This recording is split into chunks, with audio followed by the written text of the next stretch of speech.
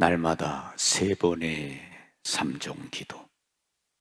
겨울의 마지막 흔적을 따뜻한 봄의 햇빛이 들판으로부터 씻어내는 중이었습니다.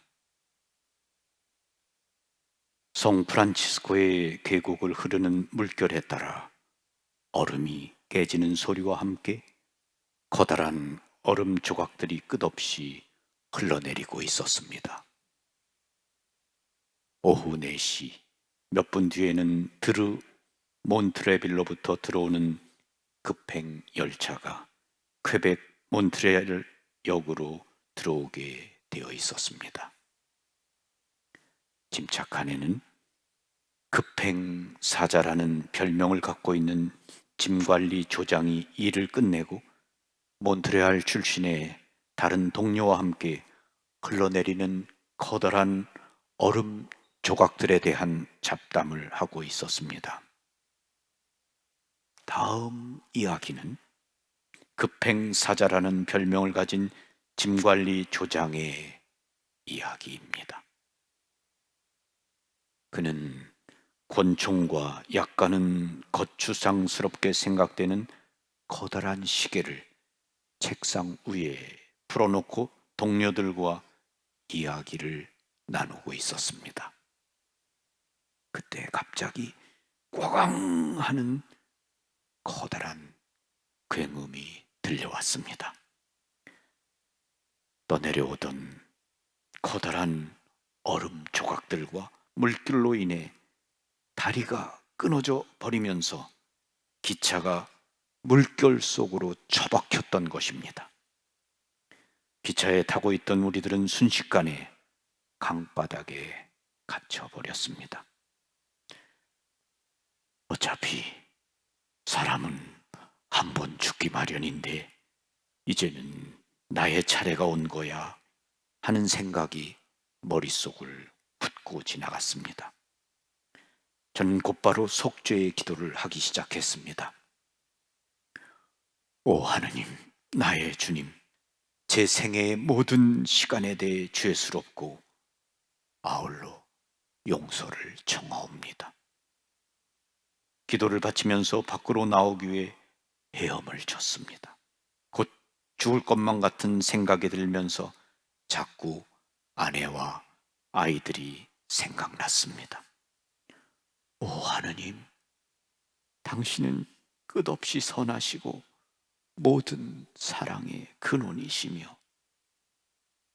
그런데 기도 중에 다른 생각이 떠올랐습니다. 어릴 때부터 지금까지 날마다 3번의 삼종 기도를 성모님께 드렸다는 생각, 그리고 죽기 전에 성체를 모시게 해달라고 기도해 왔다는 생각이 들면서 순간적이지만 주님께서는 나를 그냥 이대로 죽게 내버려 두시지 않을 것이라는 자신감이 생겼습니다. 그런 생각이 머릿속으로 스쳐 지나가면서 머리 위쪽으로 힘이 하나마 빛이 흘러 들어오는 것을 느꼈습니다. 그래서 그쪽을 향해 헤엄쳐 나갔습니다. 그러자 드디어 물 위로 떠오르고 숨을 쉴 수가 있었습니다. 그렇지만 아직은 짐차에 갇혀 있었습니다. 기차의 앞부분은 강바닥에 처박혀 있었고 뒷부분은 강 위로 떠 있는 상태였으니까요. 다행히 기차가 다리 밑으로 떨어지면서 모든 창문이 깨어진 터라 뒤편의 작은 창문으로 겨우 빠져나올 수가 있었습니다. 창문으로 빠져나온 나는 기차 위쪽으로 올라갔습니다. 강 위에 떠 있는 기차의 끝 부위에 도달했을 때 나는 혼자였습니다. 그러나 기차는 금방이라도 가라앉을 기세이고 주위에는 커다란 얼음 덩어리들이 에워싸고 있었습니다. 생각할 틈도 없이 얼른 널쩍한 얼음덩이 위로 뛰어내려 물길을 따라 흘러갔습니다. 그런데 알 수 없는 손길이 이끌기나 하듯이 널쩍한 얼음 덩어리가 사고 때문에 많은 사람이 몰려와 있는 다리의 끝 부분으로 흘러가는 것이었습니다. 그런데 갑자기 내가 올라탄 얼음이 산산이 깨어지면서 나는 강가로 떠밀려 갔고, 모여 있던 사람 중 누군가가 손을 내밀어 그의 도움으로 강뚜기로 올라올 수 있었습니다. 겨우 숨을 돌리고 어떻게 왔는지 주위를 둘러보니 이미 기차의 끝부분도 물속으로 가라앉아 버린 뒤였습니다. 그곳에 가까운 호텔에서 필요한 간호 조치를 받고 나서 특별 기차로 몬트레알로 올 수가 있었습니다. 기적적으로 구조되었던 것입니다. 집에서는 그의 부인이 기다리고 있었습니다.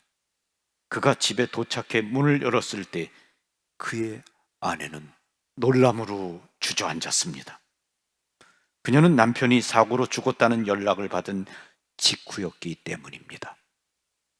그는 아내에게 기차 사고와 기적적인 구조에 대해 이야기를 한 뒤 직장 사람들과 주위 사람들에게 이 사실을 전화로 알렸습니다. 그들은 한결같이 놀라면서 그의 구조는 절대 불가능했다는 것이었습니다. 그들은 이미 그의 형제들과 성당의 신부님께 죽었다고 연락을 했다는 것입니다. 기관사는 이 불행한 사건을 보고하면서 짐차에서 인명을 구조한다는 것은 불가능했기에 모두 죽은 것으로 발표했다는 것입니다. 그와 함께 기차에 타고 있던 그의 동료들은 모두 사망한 뒤였습니다. 2주일 후 그는 다시 급행사자라는 별명을 가지고 자기가 하던 짐관리 조장 일을 하게 되었습니다. 헤엄을 치면서 속죄의 기도를 했을 때 혹시 살 수 있을지도 모른다는 자신감이 생겼던 것, 그리고 영하의 차가운 강바닥에서 헤엄쳐 나올 수 있었던 것, 이것은 누가 뭐라 해도 모두 기적이야.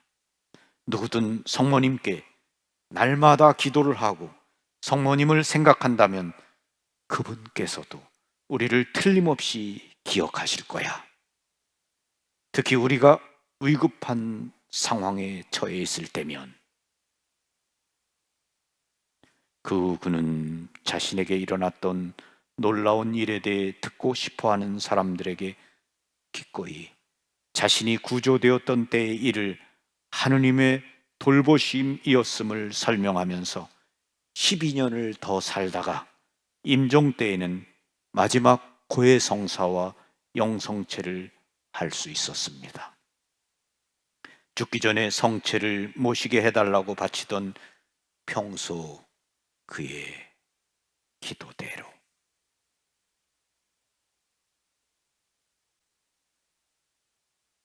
아름답고 놀랍고 감동적인 이야기입니다. 우리들의 어머니이신 거룩한 동정녀 마리아, 원죄 없이 잉태되신 성모 마리아께 믿음을 두고 그분을 신뢰하고 의지하면서 날마다 그분께 기도를 바치고 도움을 청하는 사람을 그분은 결코 모른 채 하지 않으신다는 것을 우리에게 일깨워주는 아름다운 이야기입니다. 날마다 빠짐없이 삼종 기도를 드린다는 것, 그렇게 쉽지만은 않지요. 날마다 삼종 기도 3번, 우리를 위해 사람이 되신 예수님의 신비를 생각하면서 바치시기를 바랍니다.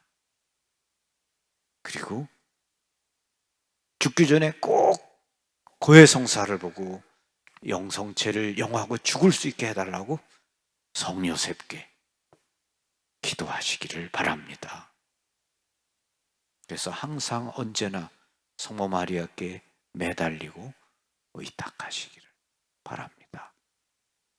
여러분 모두의 마음 안에 우리들의 어머니이신 성모님의 모성적인 축복과 우리 주 예수님의 평화가, 성 요셉의 보호가 함께 하시기를 빕니다. 아멘. 아멘. 평화를 빕니다. 감사합니다.